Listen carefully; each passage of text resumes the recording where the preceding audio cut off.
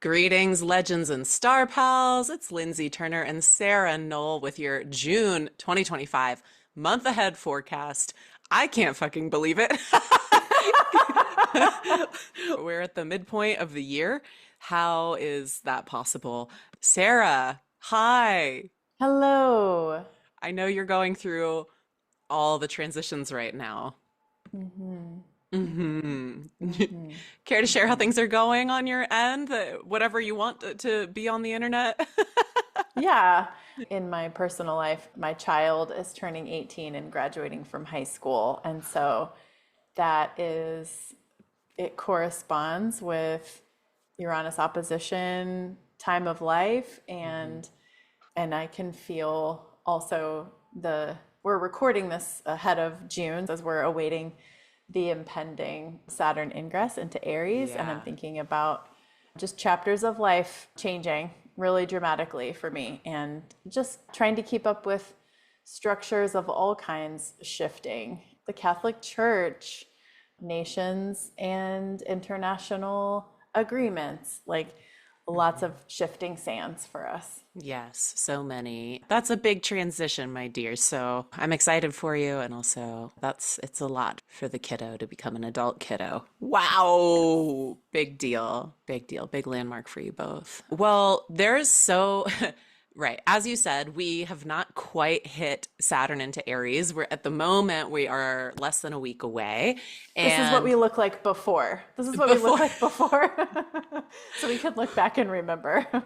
well, and it's so funny because my Saturn and Pisces goal was to have like to grow my hair out so I could have like mermaid hair, and it's so like Success. it's been almost what 2.5 years now, and it's like it's getting longer.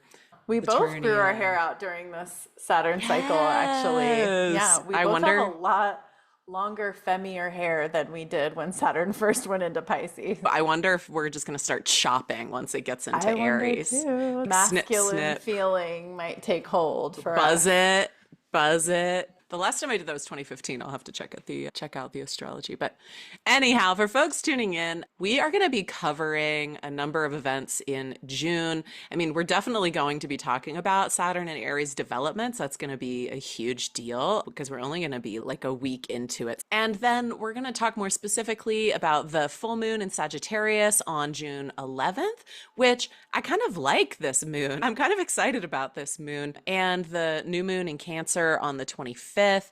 And then the big Mhm. news of June is Jupiter into Cancer. So we're going to spend quite a bit of time on Jupiter into Cancer. The last time Jupiter was in Cancer was June 2013 to July 2014. So you might be thinking of back to that time in your life 12 years ago. And here we are again. We're here, we're back for another round. And then we'll talk about a couple other transits that we're looking out for, particularly like mid month and end of month, just some things that are a little louder in the chart. And have I missed anything, Sarah? No, you got those are the highlights. Those are big highlights. Big ones. I have noticed recently, so we just had Venus cross over her stationary degree, and I have noticed a lot of the storylines from March and April, from that Venus retrograde and the eclipses and the Mercury retrograde and everything that, we went through have been sort of getting some closure on them. I'm wondering if you've noticed a similar theme in your own life as we're moving into these next kind of like major ingresses of Saturn into Aries, Jupiter into Cancer, Uranus into Gemini, which happens in July. I definitely do notice the visceral sense of relief I have had as I watch Mars complete a cycle, Venus complete a cycle, and Mercury complete a cycle that we've been rolling through. I am seeing some small chapters closing. I'm really Yeah. curious how it's feeling for you. It's been wild. I mean, just thinking about Venus having gone retrograde through that sign of Aries, and it feels like she almost kind of was prepping some of the soil for Saturn to come into, and also hmm Neptune as well. And so, yeah, I mean, I think my Venus retrograde story was really as soon as she entered Aries, I had this big breakup, and then I kind of gave myself a month and started very casually dating again at the beginning of the retrograde, which I knew I was like, this is gonna, like, whatever, this is gonna be a thing. This isn't gonna be like It's going to be retrograde. And one of the people that I started dating, I actually just ended things with the day that she was crossing her stationary degree. Oh my And I goodness. didn't even realize it, but we had matched on like Bumble or something on March 1st. Like it was the day before the retrograde station. And then when she cleared her stationary degree, I was like, ah, no more.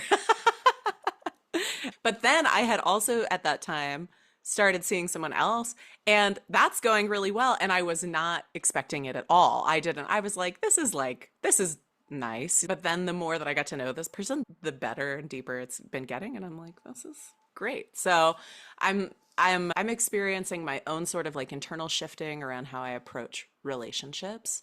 I think the primary thing is seeking compatibility over chemistry, like chemistry being secondary to compatibility. I'm excited and interested to see what Saturn does in Aries for me. Having a day chart, we always mention this, right? That Saturn's a little friendlier to me and Mars is maybe a little friendlier to you.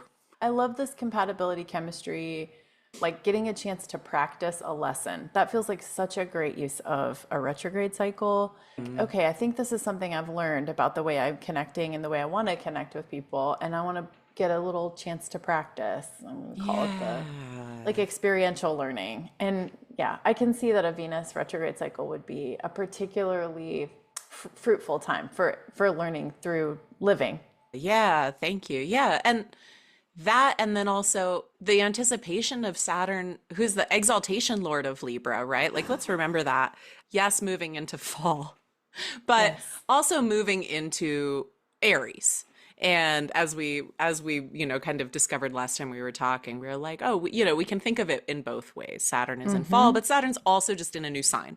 And Yes. what sorts of significations does that sign lend to Saturn for this moment in time? And so, if we're thinking of the Libra area of our life, Saturn has something to say to that part. So, our relationships, our aesthetic, our equity, our justice, and what's going on there. And so, we might see in our personal lives how those topics are being restructured. We're moving out of this kind of vague, like Piscean waters, right? That might be a little bit more chemistry than compatibility if we're Yes. if we're looking at that binary, where Aries might be a little bit more direct and like, Yeah. hey, like it needs to be this way. The structure needs to be this way, or it's just like not gonna work.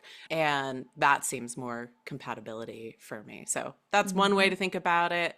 But then of course we are seeing just I don't want to go without saying that we are seeing there's no words for how bad it is what's happening in Palestine. It's so horrible. And I am thinking about our sense of justice and equity. And of course, I think notoriously Saturn into Aries often brings with it anti war, anti violence movements, Mm-hmm. kind of on the back end of incredibly violent, incredibly unjust situations. So, yeah, that I'm also thinking of that as we're moving into Saturn into Aries. I'm glad you named it. There's a special feeling that I have kind of located in the symbolic nature of Saturn at the 29th degree and this aspect of a people who are just completely trapped and like it's like this final horrific chapter where they're just closed in on. It's like the just kind of such it's just such a nightmare, and I think about that as like a 29th degree, kind of like an anoretic degree feeling of Mhm. like there's nowhere to go, there's nothing else you can do, and you just have to go through this last. And I just weep. It's just like daily, like Yeah. heartbreak, thinking about and the helplessness that I'm feeling with such limited opportunities to participate in being a force for good and doing those things anyway, but just feeling helpless and powerless. Yeah, yeah, I am completely with you. And that anoretic degree, right, the final degree of any sign is kind of famously malefic Yeah. because the final terms or bounds of any sign is ruled by malefics. And so a lot of times we see, I think especially when the malefics are anoretic, Yeah. Saturn and Mars, Yes. 29 degrees of a sign. And Pluto, I feel like that time Oh, with Pluto at Capricorn was just the same kind of feeling. yeah, and we have Uranus moving Uranus, very I was quickly just into the thinking that anoretic too. degree. Yep, I'm not same sure thing. exactly where Uranus is right now. I can check 27. Yeah. So It's but moving really close to, I mean, it's at 28 as the month starts. Uranus is getting there. And so we're having all these huge planets at these like malefic anaretic degrees. So, and malefic can mean bad and evil. It can also just mean change, right? Like they're not stabilizing. Malefic forces are not stabilizing forces. You and I both are on the precipice of huge personal changes, Yes. and we're also seeing a world that's on the precipice of huge Yes. personal changes. I don't even know what to say about Palestine other than it's so heavy, it's weighing so heavily, and yeah, it's so dire. I don't, yeah, Yes. it's terrible. So Well, I here think we letting are. our hearts stay broken. I mean, I think about the gifts of Saturn are like the state of perpetual grief, just just committing to let our hearts stay broken and lowly, Yeah, and that we stay close to the earth, and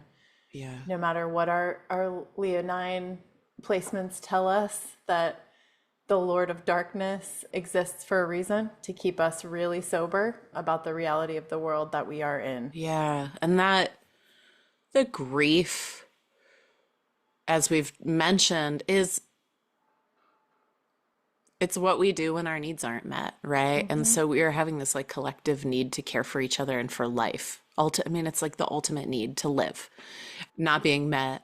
And grief is a process that we are in until we can find peace around those things, right? And so being in collective grief together means that we are appropriately processing the pain, acknowledging that there are unmet needs happening across the board for people who are experiencing this violence and people who are enacting it. That need being to take care of people, right? And to not kill them. And, we need to be there until we're not in the grief. So that feels very Saturnian. And I've been thinking a lot about collapse, this idea of collapse in the last few days.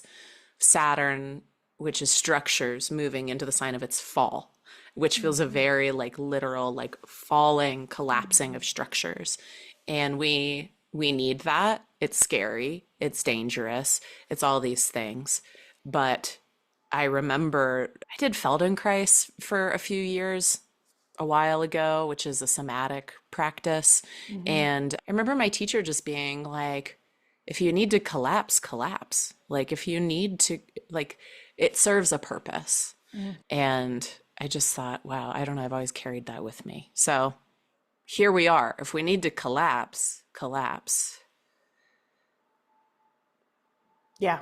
Maintaining structures for their own sake is usually an exercise in futility and exhaustion. Yeah.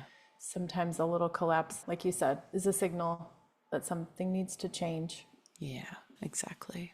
The last thing that I wanted to say about Saturn and Aries is I've been thinking about queer failure and just failure in general. This thought was inspired by this amazing talk that Blair Bogan, who is Sister Bride on Instagram, gave at LA Astro Fest, actually on Uranus. Blair talked a lot about clowning and this idea that the clown always is anticipating failure and therefore is free, is always free. And I was thinking about my friend who's having this 40th birthday party that's clown themed on the day of the Saturn ingress to Aries.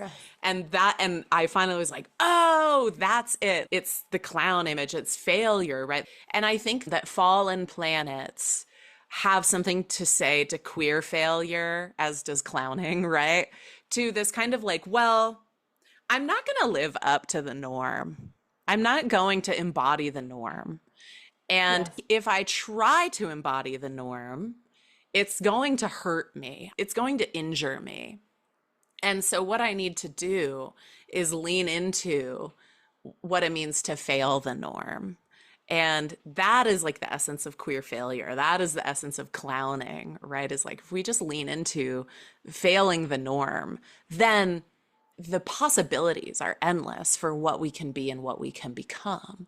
And I think that is the hope that I have for Saturn and Aries, which it is a transit of failure, right? But like, how can we fail well? Hmm. Like, how can we fail well? It's a reality check question. It can be really easy to try to make things work in our minds. And this invitation I'm hearing from you is to like look around us and go like, actually, what's not working? What isn't working that we can acknowledge and sort of just make space for that reality. You're Yeah. reminding me of my niece. She has a lot of planetary things that I think are interesting, but I'll mostly talk about it through the lens of her natal moon in Scorpio and taking her to the carousel and her identifying the animal that she wanted to ride the most. And I said, well, but she was saying it in a way that made me think she didn't think she was going to get it, which I had this really strong reaction to. I was like, well, you're going to ride the one you want to ride. Like we will make sure that that happens. And she was holding my hand and she looked up at me and she had this look of like pity, sort of like, oh, Aunt Sarah. She was like, have you ever noticed that nothing ever goes perfectly? Have you ever Mm, noticed that it's really good to have a backup plan? And I'm just thinking about that. She didn't get her first choice. She didn't get her second choice. She got her third choice. And she was totally satisfied because she had already, what I would call, metabolized as a Scorpio moon. She's not going to get what she wants every time. Like the thing that she's wow. dreaming about isn't going to happen. So this like very young child is teaching me to have backup plans because the things that you need and want, your needs won't get met all the time. And it can actually transform your experience to recognize that and let that reality kind of work through you. I Maybe love Saturn and that. Aries is a chance like Yeah. that to sort of say, Yeah.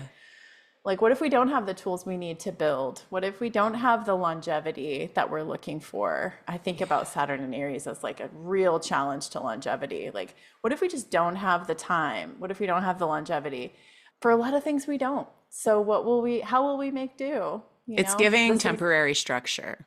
yeah, Yeah. and like lowliness and how that can keep you agile, actually. Yeah. So, Yeah. hopefully, this Wow. is not a massive rationalization and doing the opposite of what we're trying to do, which is like acknowledge the reality of things not working. I think it's great because we have to integrate this stuff, right? Like we're here to tell stories and to make meaning of what's happening around us. And if something is feeling uncomfortable, it's actually really healthy to search for the opportunity in that. And I'm thinking too of this ingress happening during Gemini season and then being followed shortly Mm, after by Uranus moving into Gemini. And yes. this association that I have between Gemini and queer people, namely because Pride season happens, the bulk of it happens during Gemini season, and also just the queer nature of Mercury, who rules Gemini, being intersex, right? Kind of being this both and Yes. The planet and sign. mutability. Hmm. Totally. Yeah. And just thinking, I was thinking this morning about the need for curiosity that is expressed through Gemini and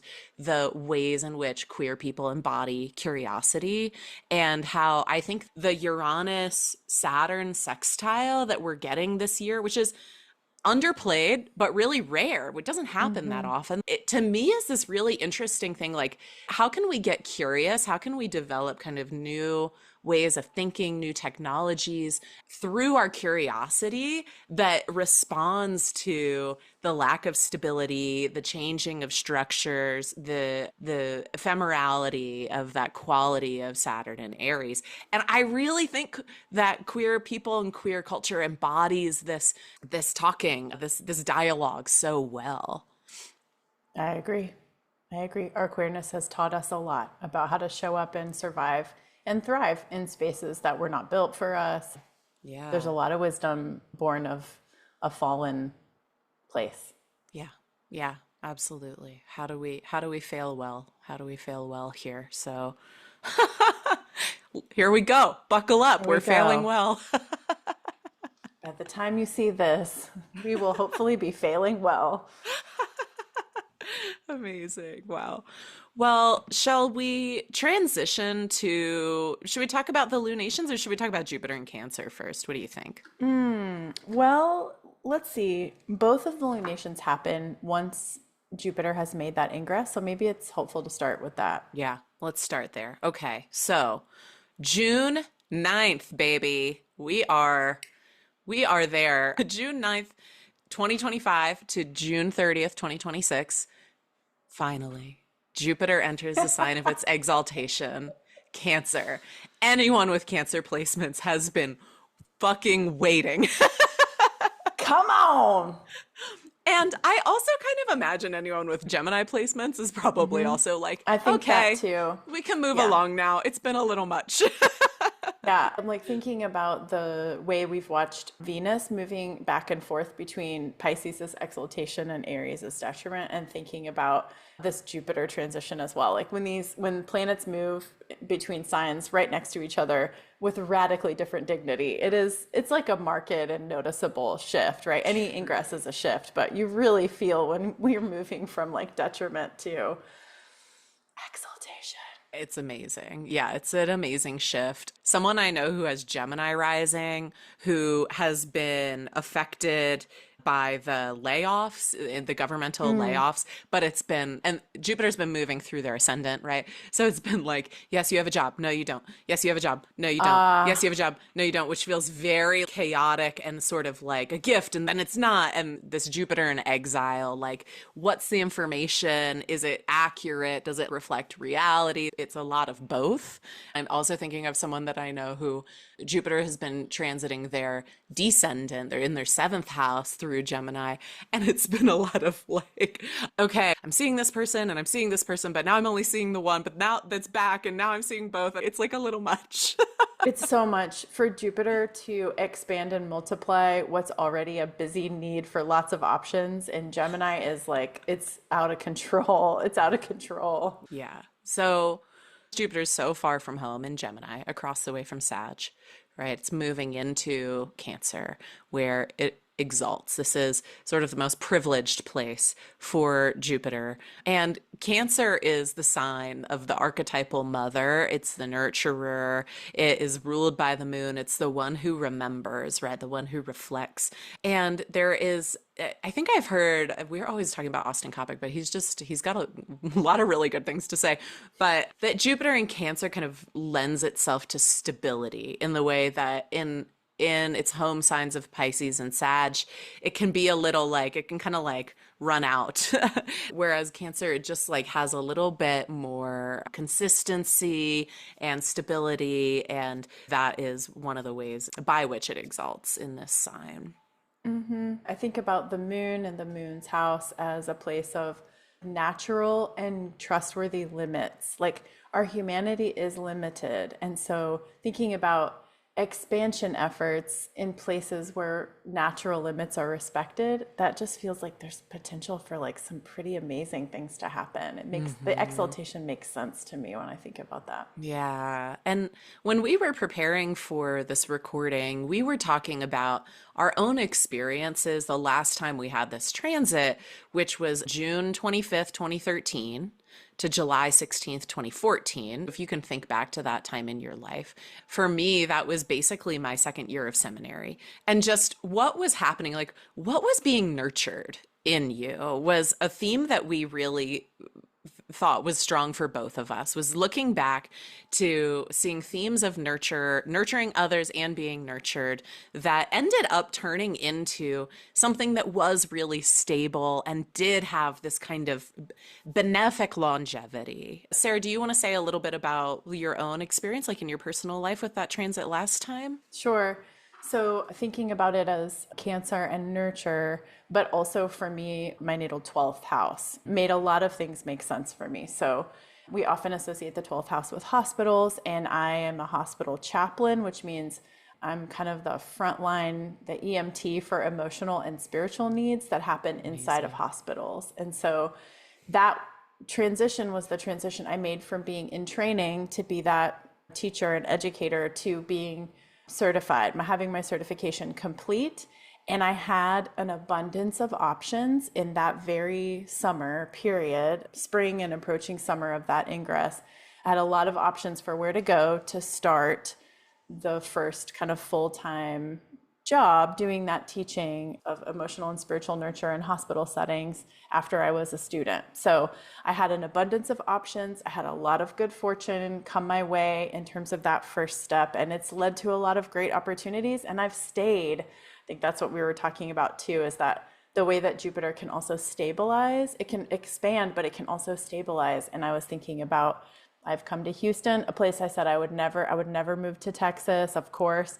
It was very hard to see the longevity that would result from that. But that good fortune stuck. It took hold and it has given me a lot of opportunities to raise my son in that stability as well. That's so cool. Wow. So What just about for like you? literal mama-ing, and then Yes. also the nurturing that you do in these like hidden hospital places. And Mhm. yeah, that is so cool. For me, I that was transiting my 10th house and also my sun.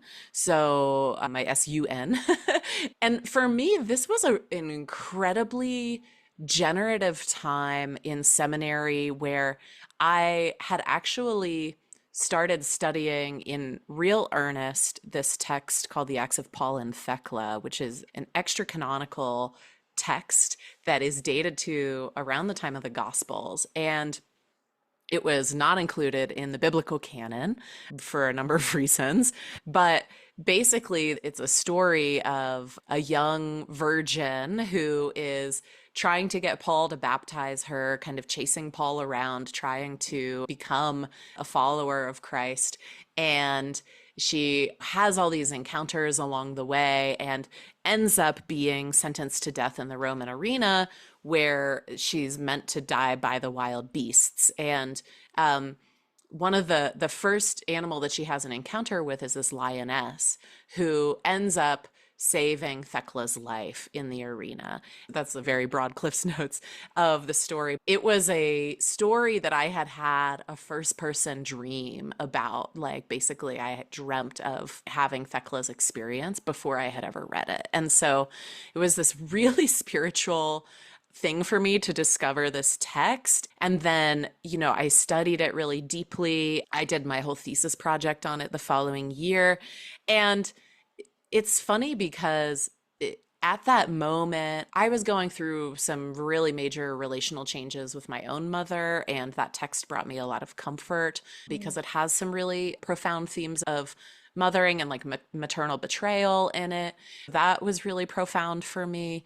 And then also, that text became the bridging content between astrology and Christianity for me because I realized that a story about a virgin and a lion is a Virgo Leo Mhm. story. And that I imagine at this time that this story was being told, we're finding more and more examples, biblical and extra canonical examples of Christians telling sky stories.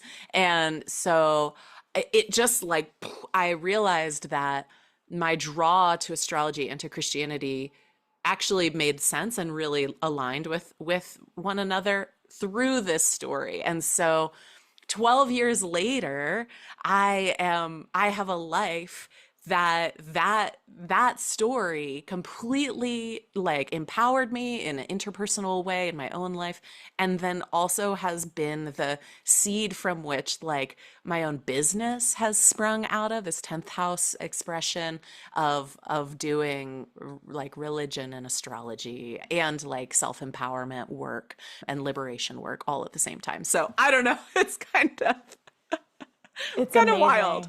amazing. Like the mothering of self, the like clarity and resources to mother yourself out of wound, through wound.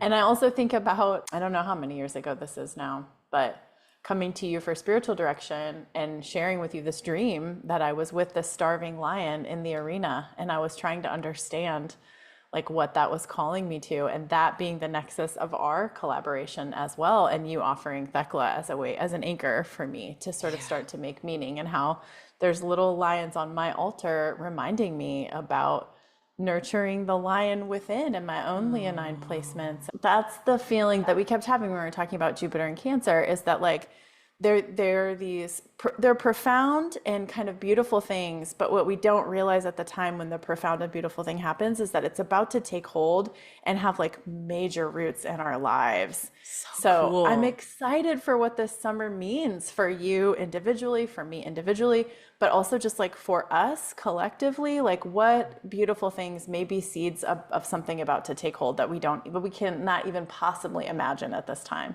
It's so cool. Yeah, it is really exciting. exciting. And so I do encourage folks to look back at that year of your life and see what was happening around all these Cancerian themes. It is very exciting. Yeah. And then I don't know, were there like any images? I know we were kind of racking our brain for images, maybe for Jupiter and Cancer. I mean, one that comes to mind is like a mother elephant, right? Like Hmm.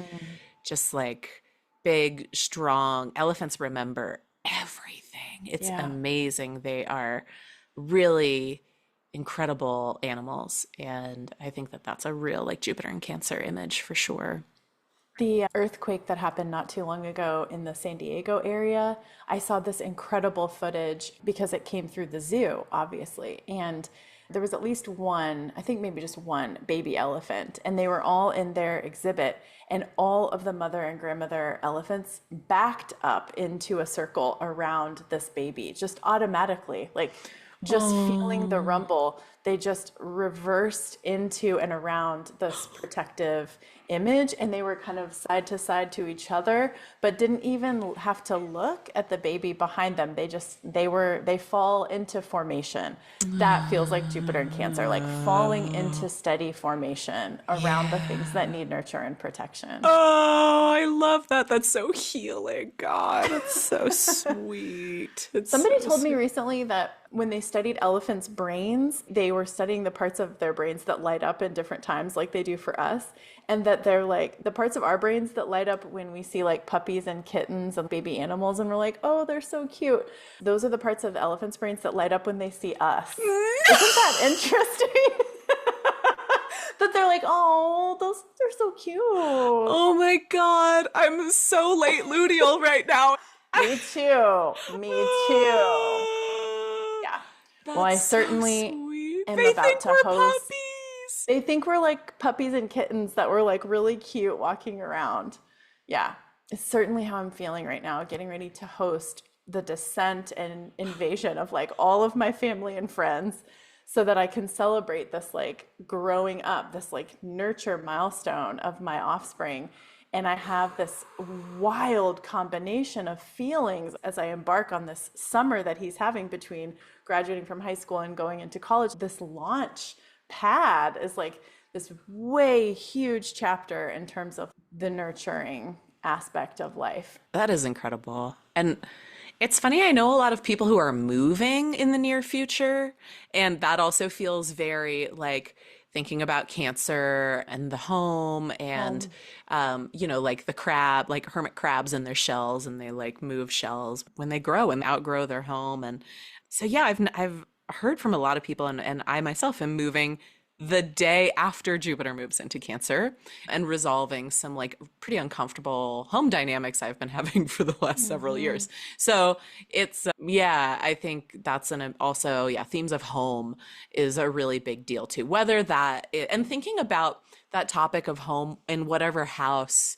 Cancer's in, right? Yeah. Like, the like sense of home that you feel in the hospital environment and how that has just really been like that's kind of something that has been a consistent place of like familiarity maybe for you. Hmm. And I know for me too, like even stepping into more and more like public like engagements with my work and kind of feeling like at home In in this public. 10th house way, at home in Hmm. public. Hmm. Which is wild, right? Like we're modeling, Libra risings are modeling, yeah, what does it mean to be familiar to people in this like very public way? It's a good transit that comes with the caveat of Saturn in Aries Yeah. making this overcoming square.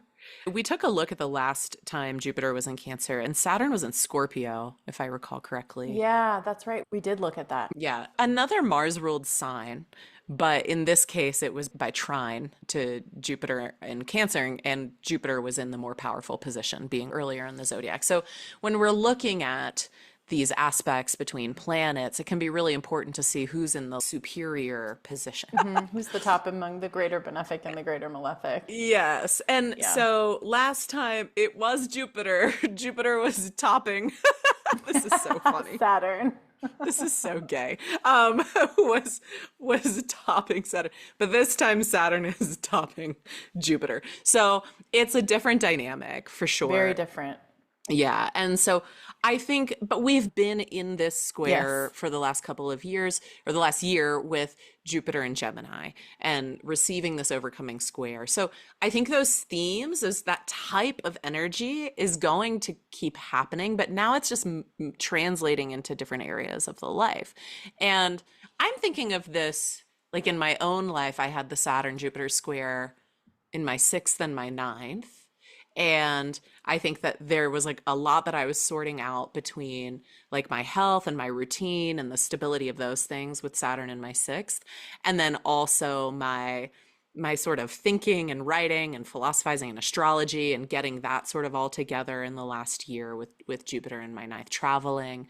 And when I was started to get more on top of my health, then the traveling and the speaking engagements and that stuff came Mm. through. So I'm just sort of thinking about that. It was an interesting relationship. Like I had to attend to the Saturn stuff first, and then there was room for the Jupiter stuff to happen. And already anticipating that in my seventh and 10th of like, if the way that I'm relating is like draining me, not working, I don't have my autonomy, I can't be my authentic self, right? Like fuck my career, it's not going to happen. And I've noticed this theme kind of emerging of like I have to be really on top of my autonomy and relationships so that I have the energy to put into my career. And so I'm feeling the square. I'm anticipating the square already. And I'm wondering if you have a similar, if you've noticed that sort of similar dynamic where you had to answer to Saturn first in order for the Jupiter things to play out for you. Certainly. For me, 8th and 11th, the square is the opening square of this cycle was in August, right? And that was Hmm. actually a signature of my solar return. That is literally my birthday when that square happened. That's right. And Oh, then I Christmas remember. Eve was the next one, right? And so, Yes. yeah, it feels very like, Sarah, pay attention to what's going on with this square. Like, it's your birthday, it's Yeah. Christmas. It's like going on all the special squares on Candyland. It's like you definitely have to pay attention to what's going on here. Frosting could be just like right under the next card. So for me, I think it has been a lot about shared resources and how many relationships I have cultivated where I am sharing significant resources and how Mm. that will impact things like friends and networks that I'd like to be a part of. So I definitely see in my own life the imprint of like Saturn first, like you have to attend to the commitments and inheritances I could talk about literally, but also symbolically that you have that you're working with in order to see like if you want to expand or build new networks and new friendships, you're going to have to attend to the stuff that's already in place first, for Yeah, sure. yeah. Oh, I'm loving this. And then are you anticipating the ninth, 12th square? Yeah, so one thing that I can say, like my ninth, 12th are already in a really close relationship because of my Moon Mars mutual reception. And so what I learn and study, particularly about religion and spirituality, is going to be directly impacting what's happening in the hospital environment and mental health and well-being for myself, but also for all the people that I serve every day. Like the ninth, 12th relationship for me vocationally. And my guess is it's going to be about taking a really hard look at how many learning projects and amazing, exciting, like teaching things I'm trying to do, and really having to sort of do the sobering work of saying, okay, how many of these things do I want to do so that I can be healthy to do the heart of the work, which is to attend to my own well being, and only then the well being of the people that I serve who are in true crisis and suffering in the hospital. Yeah, yeah. Wow. Yeah, it's incredible. It's like activating this square that you have it's so alive in your Yeah. chart. And yeah, and I think also, right, we're paying attention to placements. So having your moon in Aries, Yeah. right? And simultaneously dealing with the like the mother factor Hmm. of what's happening right now for you in your maternal realm is Yes. so huge. And then for me, like Saturn, it will cross my descendant during this transit. And so, yeah, I think, and Jupiter will cross my sun. So if you Hmm. have those natal place, those planetary or like angular points too in Aries and Cancer, to be thinking about like what those might symbolize or signify for you, as well as the signs in the houses. But yeah, I'm loving this idea. This is just like come out organically of this conversation of we have to satisfy Saturn before Jupiter can be allowed to expand and secure in the way that it does when we have Saturn in this overcoming square to Jupiter. So chef's kiss. I love this Yeah. delineation. It's making me think about resilience theory too. This idea of risk factors and protective factors. And I think about like the malefics rule our risk factors and the benefics ruling our protective factors. I've never really thought about this before, but thinking about Jupiter and Cancer, what a year of Jupiter and Cancer, as you and I have looked back at our own stories, it offered this kind of protective element. Like it wasn't a bubble, but it was sort of like a fortunate protective element so that we could do some really important work. Like those were risky things that you were doing with the axe of Paul and Thecla. It took a lot of risk for me to move my family across the country for jobs that I Mm-hmm. didn't really know if they would work out. I wonder if this summer and the corresponding year that follows is an opportunity to sort of receive the potential for some assurance that there'll be a little bit of a protective factor over the Cancerian sort of aspects of our lives, that we can do the things that Saturn's asking us to do, which are usually hard roads. Those are usually hard roads to walk. I love that. And I love that word assurance. That is so, yeah, like the sort of nurturing reassurance. So good. Okay. Well, this has given me a lot to think about. Me too. So I hope that's true for folks listening. Shall we move into our lunations of the month? Let's do. Okay, so we are looking at this full moon in Sagittarius. I love Sagittarius lunar transits, I gotta say. You sure do. They're a lot of fun. Well, and again, we've just talked about the ingress. And I mean, this is ruled by a Jupiter freshly in Cancer. It's like, it feels like a fun full moon party to me. There is this really interesting dynamic between Cancer and Sag that it can be really unfun, but in the right kind of way, it can be Oh, yes. so fun, like really gratifying because the Cancer is so sweet and like and nurturing and pretty down to earth typically, and so that's very securing for Sagittarians who are like Not, they're like this. Yeah. they're just like adventure, like on to the next thing, taking weeks at a time to go like travel 20 miles a day on foot, and I'm like, I would never do that. But when you get back, I'll have a really nice meal prepared for you. And so in the like in a secure dynamic there, and Sam Reynolds was talking about this at Astrofest too. He was giving a talk on compatibility and synastry in astrology, and that he has seen it like really work between Sag and Cancer. And so I'm just thinking about that dynamic in this full moon Uh-huh. of like, we can't call this mutual reception because Sagittarius and Cancer can't see each other by aspect. So when we're talking in the like Hellenistic sense of astrology, they have to form an aspect to one another. And because there's like 150 degrees between these two signs, they can't see each other. So it's not a true mutual reception, but it's still kind of cute that we have the ruler of Cancer in Sag and the ruler of Sag in Cancer, and it's exalted. So we do get this mixing of the comfort, the nurture, the security, but also the adventure, the excitement, the desire, right? The passion. And I'm thinking of recently I was hanging out with this person and it was time to like have some dessert. It was like had reached a point in the evening where we were thinking about what would be fun to like have before going to sleep. And he's like, I think I'm gonna have some ice cream. And I was like, I think I'm just gonna have like a nice cup of tea. And he goes, you fucking loser. There are a number of people who, if they called me a fucking loser, I would be so hurt. But there is something about that Sagittarian energy that can just like Totally. roast you. And you know it's true because Cancer will never be as cool as Sagittarius. It just won't. But right? This image of like someone's having ice cream and someone's having an unsweetened cup of, herbal tea for menstrual support.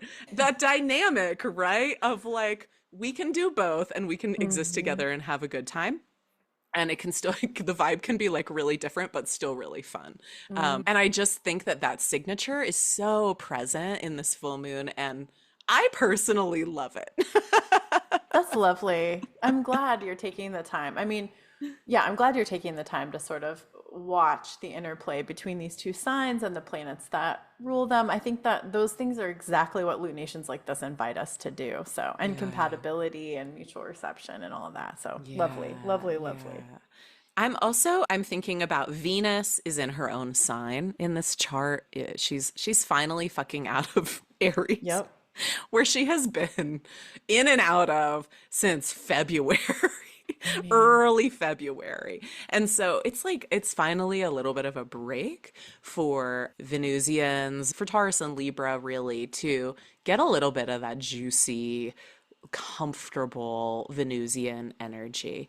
And there's like a loose sextile, which is Venus's aspect between her and Jupiter and Mercury in this chart. So I don't know, I'm just seeing there's like sweet words, sweet feelings, comfort, sensuality, but then also the playfulness and fun of the sun in Gemini and the moon in Sagittarius. All fun. friendly feeling things. And then there's And Saturn. then, and then, and then, goddamn Saturn staring Jupiter down while Jupiter is just trying to host a party in their new, really fun vacation destination. And Saturn's like, I'm watching you. And I'm angry because I'm not in my vacation place. I'm at like an exiled, hot ass parking lot full of cars speeding around Mhm. me. Yeah, we've got Mars still in Leo, and so there's a lot of fire sign stuff. There's this kind of sign-based grand trine between Mars and the moon and Saturn, who is getting really close to this near conjunction with Neptune. So there's a fire story happening in this chart. So yeah, there's a nice kind of spread though. And I think that that's a good break from what we've had for the first part of the year where it felt like everything was in Aries and Pisces. And Yes. that can just be like when it rains it pours, right? That kind of energy. And I see that a lot with people in their natal charts who have everything concentrated in like one or two Uh-huh. signs is it's Hmm. normally like it's always really good or it's always really Yeah, it's all coming um, together. whereas people who have more of a spread, it can be a little bit, it's like a mixed bag all the time.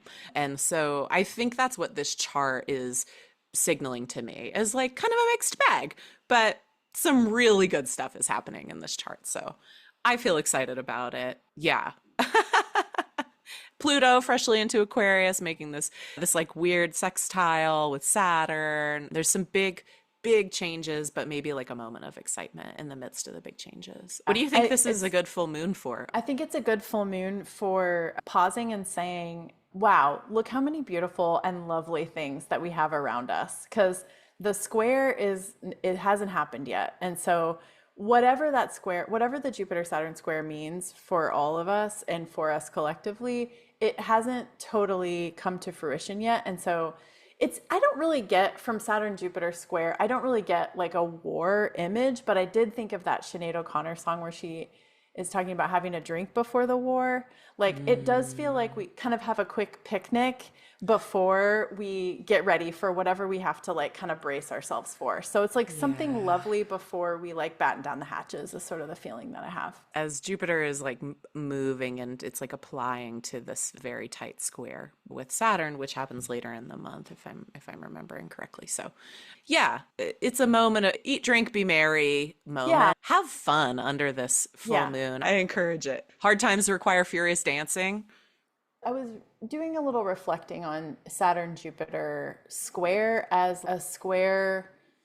We talk about squares as turning points. You and I do a lot. It's Yeah. kind of the place where they pull up to an intersection and they have to decide like who's going to go. I was thinking about Jupiter and expanding and Saturn and contracting. And I was thinking about places in our life where there may be a tension, like will I expand or will I contract in this kind of theme and choice. So maybe it's like the really lovely dinner before you like sign a contract or walk away from the contract or something like that. You know, it's like Hmm.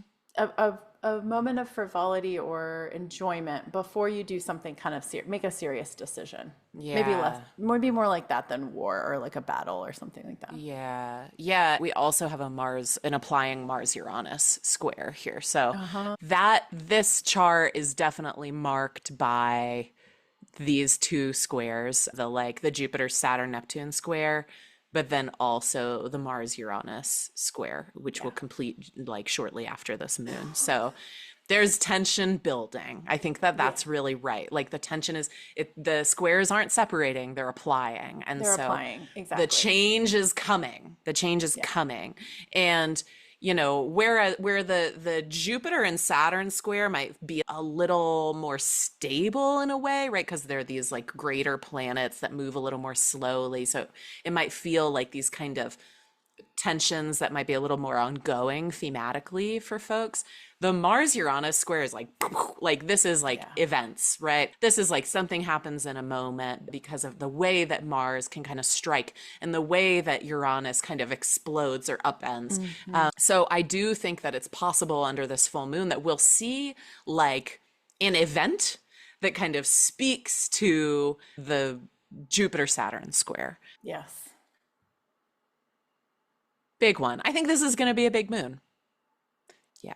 She triggers. She's the triggering actor in the chart, right? So we set up all the dominoes. The moon is the one who knocks over the first one. That's her cosmic role, is to be the intermediary between all these planets that are so far away from us, and she's so proximate and so close to us, and so she's kind Yes. of, she's sending the messages. So really interesting stuff. Okay. Anything else on this lunation, Sarah? No. We Okay. covered, I think, most of it. And then let's take a look. Here is the new moon chart. This new moon. I mean, it is conjunct Jupiter. It is like Jupiter! the moon in her own sign in Cancer, conjunct an exalted Jupiter. The moon is less than a degree away from Jupiter in this new moon. I am in love. I'm in love with this chart. I'm in love. We are, of course, still getting this square from Hmm. Saturn, but it has now begun to separate. So I could see this as like, okay, I am figuring out what the Jupiter Saturn lesson has been the last couple of years. Hmm. I'm still adjusting, but I'm getting it. We have a sign-based sextile to Venus. So we have this really benefic moon. And Yes. then, and then even to Mars, it's a sextile. It is exact. So we can expect that, I think, to be part of the story of this Mars and Virgo, right?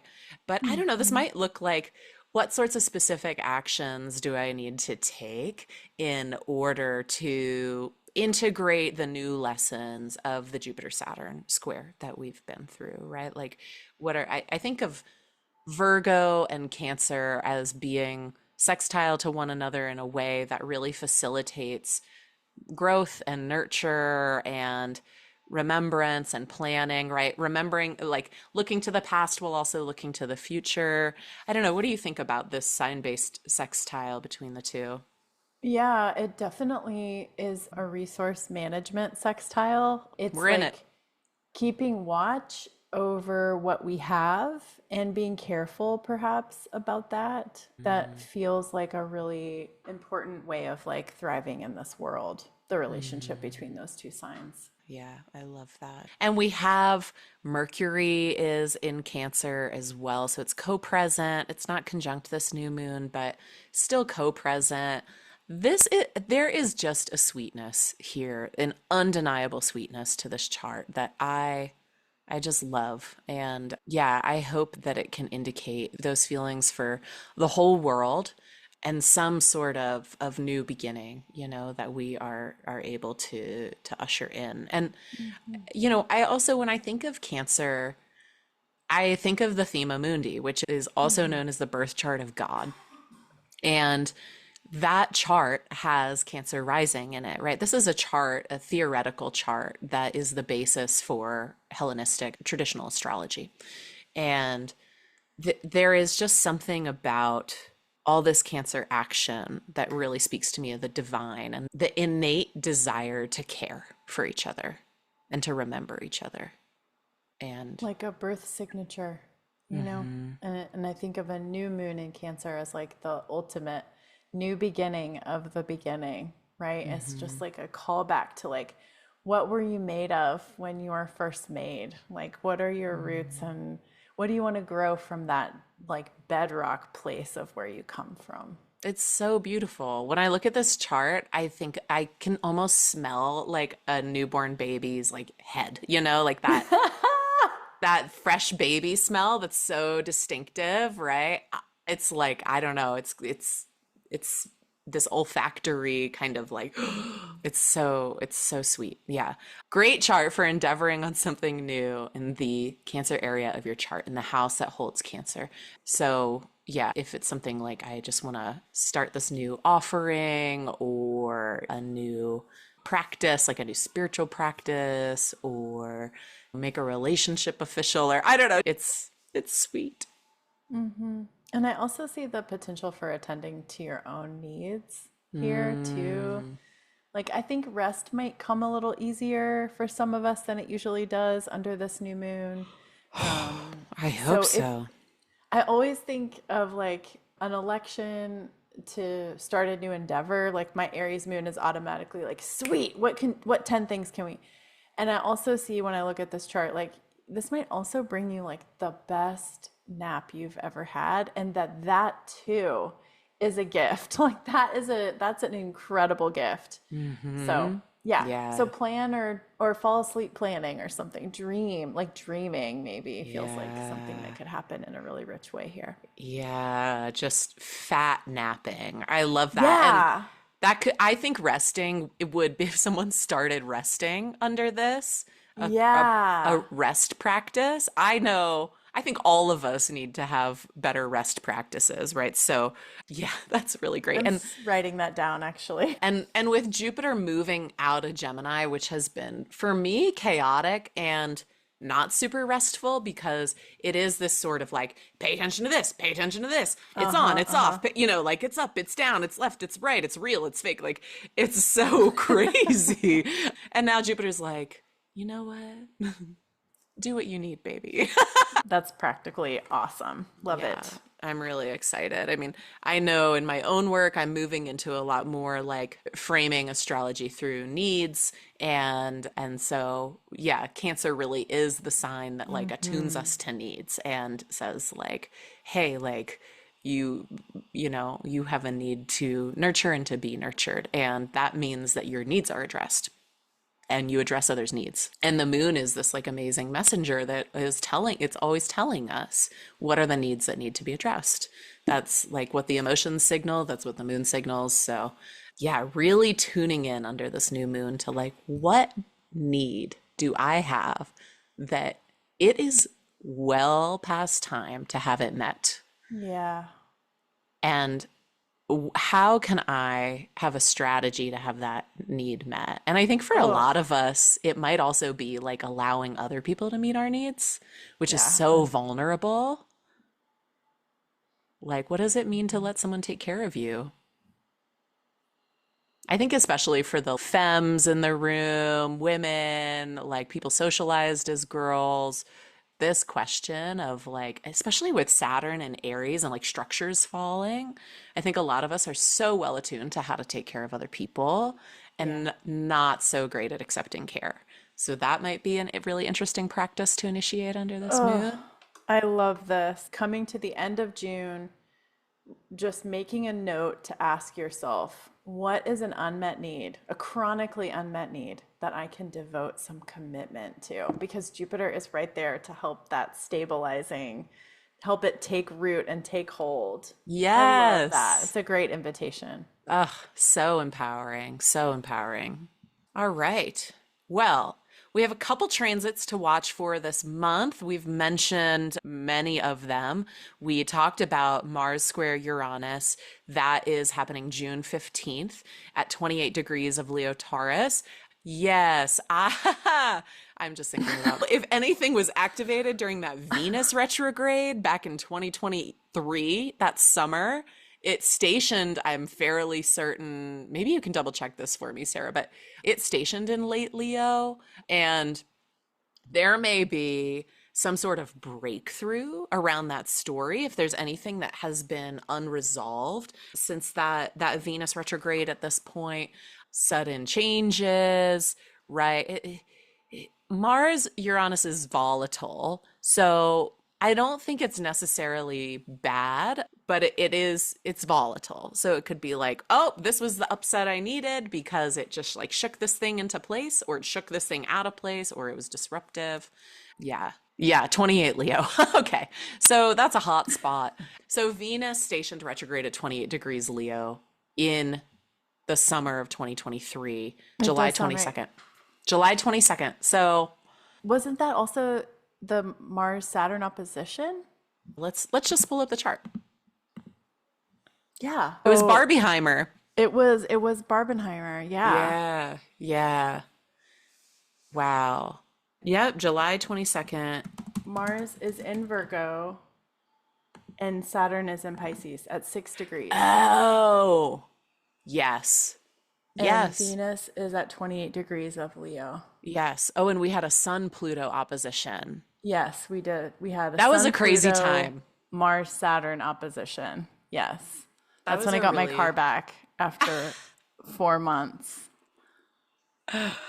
goodness. So Okay. you're calling our attention to the fact that where the The Mars Mars Uranus square. Uranus square is happening is at the same degree of Leo where Venus was at that time. Yeah. Okay, got it. And we were still in a fairly tight square to Uranus at that time, like Venus stationed within 6 degrees of a square to Uranus. So, I mean, not the most acute square. But still, It wasn't insignificant for me, but my Venus is at 27 Leo. So, I definitely felt the Uranus square for yeah. sure.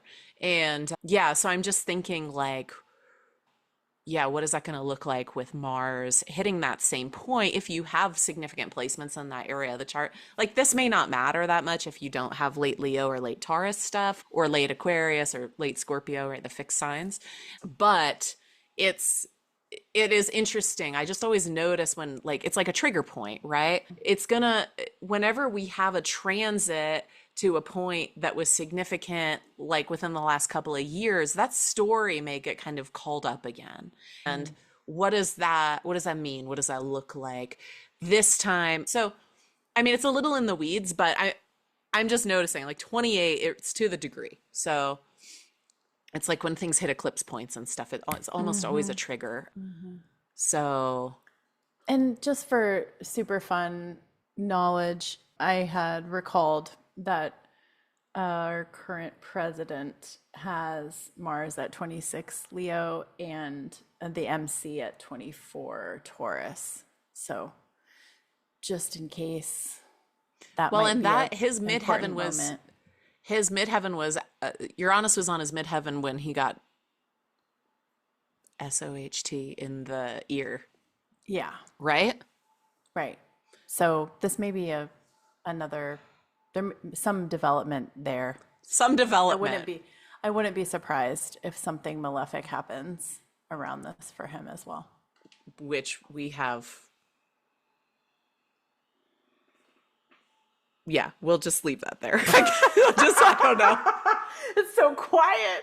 I You and know. I are never really that quiet, but we're just like, yeah, so anyway, just It's a like all the fun memes, all the to memes. share. Um, like who's gonna? Anyway, okay. Anywho, Who who fucking knows? I mean, the way that his chart feels so protected, it is it's just yeah. he gets away with everything. And it's like hard to imagine him going down in any real way. Like at this point, just knowing how he just has these weird signatures in his chart that just make like accountability just bounce off. It's Yes. really incredible. So yeah, we'll see. Yes. Okay, so we have Mars square Uranus, that's June 15th. Also on June 15th, we have Jupiter square Saturn and Neptune at 1 and 2 degrees Cancer Aries. June 15th is a date to watch for. I I think would there's going say to be so. a lot of activity between that full moon on June 11th and these squares on June 15th. Loud. I anticipate that will be the loudest portion of June, like in the Mm-hmm. news, and then perhaps in our personal lives as well. June 24th, the sun will conjoin Jupiter at 3 degrees Cancer. So we get this conjunction that everyone's always like, it's the luckiest day of the year, which I think is bullshit. Yeah. So if you see that on TikTok or Instagram, like approach with skepticism. But yeah, I mean, when the sun conjoins anything, right? It's just like it's juicing it. It's like giving it a lot of charge and a lot of power. And then the last main transit I have for the month is June 29th. We have Mercury opposite Pluto at 3 Mm-hmm. degrees Leo. And this is where the Mars Pluto opposition was. The last Mars Pluto Hmm. opposition, right? Was at 3 degrees. So That's true. so again, trigger points. We are looking at this storyline that's getting re-triggered by Mercury now. And so what Mercury likes to do is run its mouth. And what I think may happen, right? The Mars Pluto opposition was a signature of the general election in 2024, and it was a signature like right before the inauguration. So I'm sort of like, what's the newsboy gonna come in and shout Mm-hmm. about Yeah. these time periods? I don't know. Mercury Pluto contacts are always an unearthing and an Yes. exposing of news, Yes. right? Yes. And it sometimes feels like what else could there be to expose? And also, right now, I have such a sense of a lot of things happen, a lot of nefarious things happening behind the scenes. And so, any number of things being exposed, I think, is a really reasonable expectation of the end of the month. My friend Grace, who is a Leo sun, always says to me, like, she has been party to some recent injustices in my life. And she's always like, Lindsay, the truth comes out. The truth, Mm-hmm. like, you don't have to do anything. The truth Mm-hmm. always comes out. And that feels so like Mercury and Leo opposite Pluto. Like, the truth will come out. It Just will. The give sun it time. shines. Yep. That's right. The sun, it's such a Leonine thing. Yeah, it Like is. it will always, like the sun will always shine, right? The light will Yep. always, it just a matter of time before the light hits it, you know. I pity people who have something to hide this month. Yes. These are not good transits if you have shit to hide. If you want to soft release or soft launch anything, you might want to do it before the end of the month. I Oh didn't even my think about that. God. The truth is coming out. All right. Let's just go through our planetary ingresses of the month. Yeah, there's so So many. Miss Venus, she moves back into her own sign after the long, fiery hellhole war zone haul through Aries, ends back up in Taurus June 5th. Mercury, we have a couple ingresses. Mercury moves into the sweetness, the sensitivity of Cancer on June 8th. So this is a great time, yeah, to cry over elephant facts, and to be sweet and to, just tell people how much you love them and how much Yes, tell people you love they're your them. little squishy and they'll always be your little squishy forever and ever. Um, and then on June 26th, the Mercury moves into Leo. So we get a little bit more of the fire, the direct heat, the fun, like, let's go, let's do it, like gassing people up. That feels like very Mercury and Leo, like, ah, you got it. Any other thoughts on Mercury's signs this month? I love that. Establishing connection allows you to be bold and take risks. So if you go in that Yeah. order, you can feel secure in the important, bold message that might need to come out. I love that. Then, of course, famously, Jupiter into Cancer, June 9th. Mars moves into Virgo on on June 17th. Huzzah! I'm I'm Huzzah! sort of relieved by this, honestly, because Mars in Leo has been loud. Woo! It's real loud. It's real like drag racing, not drag queen, but drag car racing, you know. And I think in Virgo now, the shadow is like it can be a little tedious, maybe Mars and Virgo, a little like nitpicky, but it is a good time if Mars through Leo has been sort of mess making in any Yeah. way. And it could be a fun mess, right? Like for me, Mars through Leo has been like, do all the socializing, say yes to all the things, be in front. It's just made Leo louder.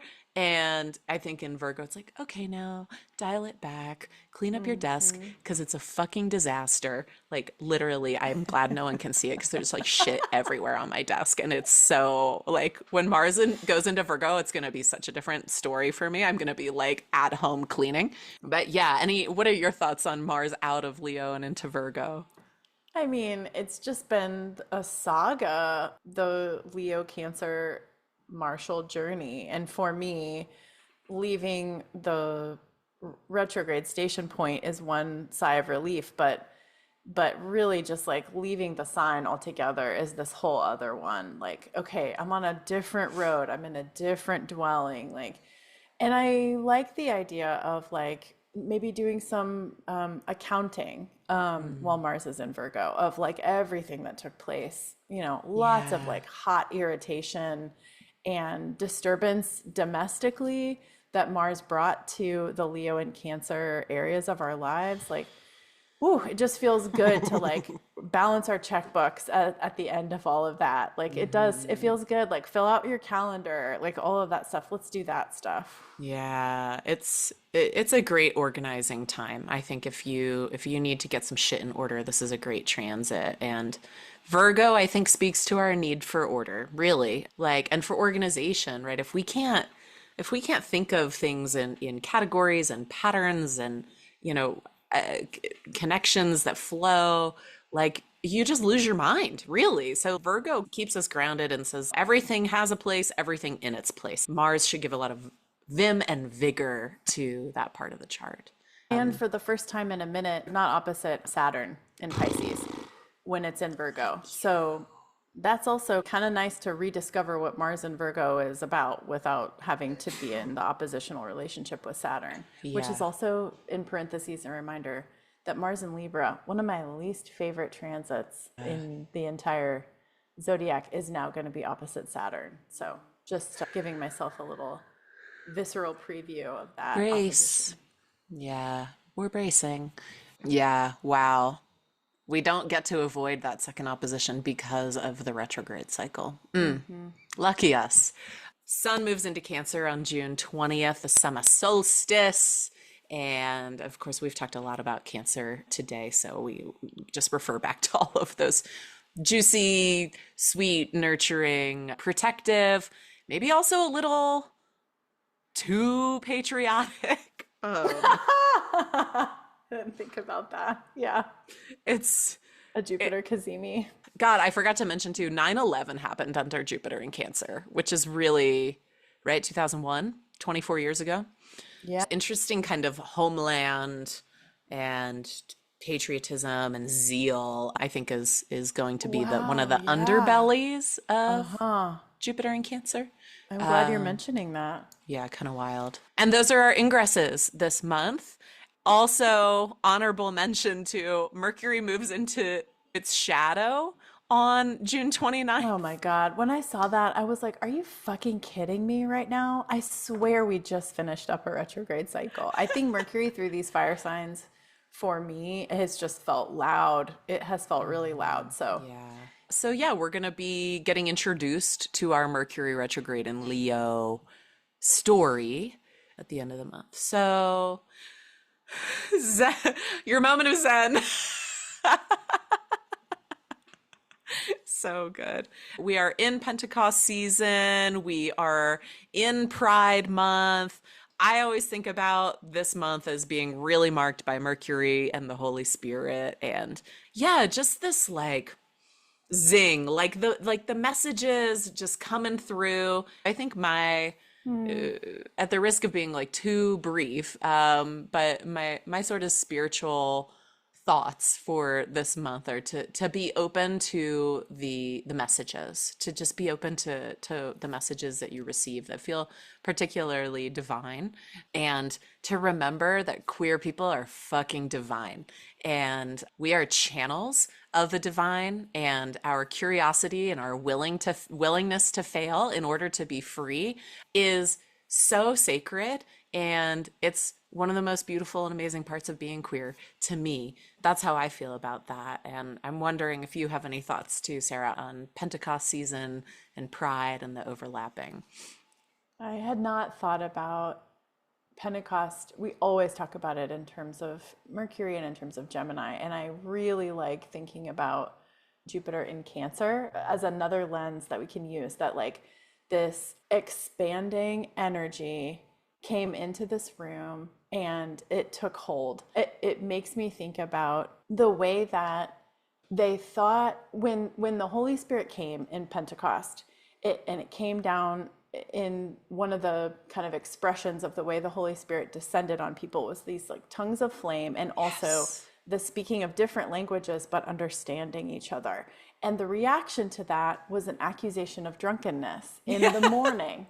And I was thinking about queerness as you were talking, and I was thinking about what can look fallen can actually be this like source of incredible ability to connect against all odds, and the ability to understand each other across things that we've been taught were divisions all our lives. And that Wow. took hold. Like that Jupiterian blessing took hold. And that's just really Uh, powerful to me as we're thinking I about June this year. love that. I love that. Yeah, the Mercury Jupiter combo in Yeah. Cancer, Yeah. that's delicious, right? Like that that Our is Cancer delicious. placements are so activated. I We're like, know. that tastes amazing. Let me describe what that's going to taste like. I love it so much. So good, so good. But I love that, like, not messages not only coming through but taking hold. Yeah, And roots. ooh, oh, it's so good with the like Saturn breakdown of systems. Like Yeah. yeah, how can we really utilize all of this astrology to grow and to let go of these like systems that do not sustain life, that violate life. It's so good. The It is time so is good. prime. It's time. So awesome. Well, I hope you have a great June. Thanks. I hope you do too. I hope Thanks. everybody listening has a great June. Yes, yes, likewise. All right, everyone. Well, we will be back for the July month ahead forecast and are so grateful to you for tuning in, and we'll talk to you soon. Bye.